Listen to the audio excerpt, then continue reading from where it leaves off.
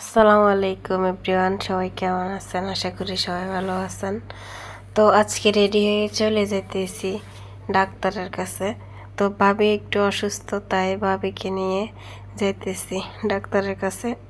তো আমরা বাড়ি থেকে সোজা চলে আসছি সুয়াগাজী, ওইখান থেকে চলে আসছি কুমিল্লাতে আসি ডাক্তারের জন্য অপেক্ষা করতেছি।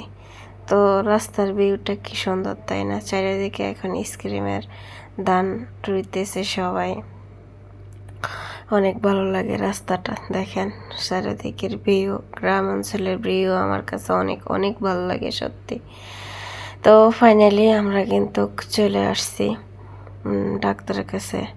আসি ওইখানে ওয়েট করতেছি, কারণ ডাক্তার আসার কথা ছিল 3টা বাজে, এখন আসছে যাই 4:30 বাজে বিকাল। একটু লেট হয়ে গেছে, কোথায় জানি গেছে ডাক্তার। তো আমরা অনেকক্ষণ ওয়েট করতেছি কবে ডাক্তার আসবে, কিন্তু ডাক্তার আসতে অনেক লেট হয়েছে। আমরা প্রায় 2 ঘন্টার মতো বসেছিলাম, পরে অনেকক্ষণ পরে ডাক্তার আসছে। তো বসে বসে একদম বোর হয়ে গেলাম। তো ভাবি বলতেছে, ভাবি আচার নিয়ে আসছে, আচার খান। তো ভাবি আর আমি আচার খাইতেছি। দেখেন বসে বসে এখানে আর কি করবো, ডাক্তার অপেক্ষা করতে করতে তো অস্থির। তো ফাইনালি ডাক্তার আসছে। ডাক্তার ভাবিকে দেখে কয়েকটা পরীক্ষা দিছে। পরীক্ষাগুলা দিয়ে রিপোর্টের জন্য আবারও বসে রয়েছি। দেখেন ওয়েট করতেছি কবে রিপোর্ট আসবে।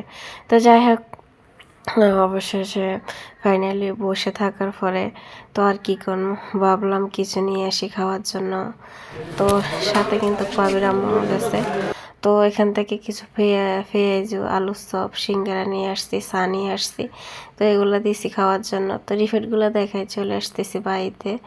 সবাই ভাবির জন্য বেশি বেশি দোয়া করবেন। সবার জন্য দোয়া রইল আজকে পর্যন্ত। সবাই ভালো থাকবেন, সুস্থ থাকবেন। আল্লাহ হাফেজ।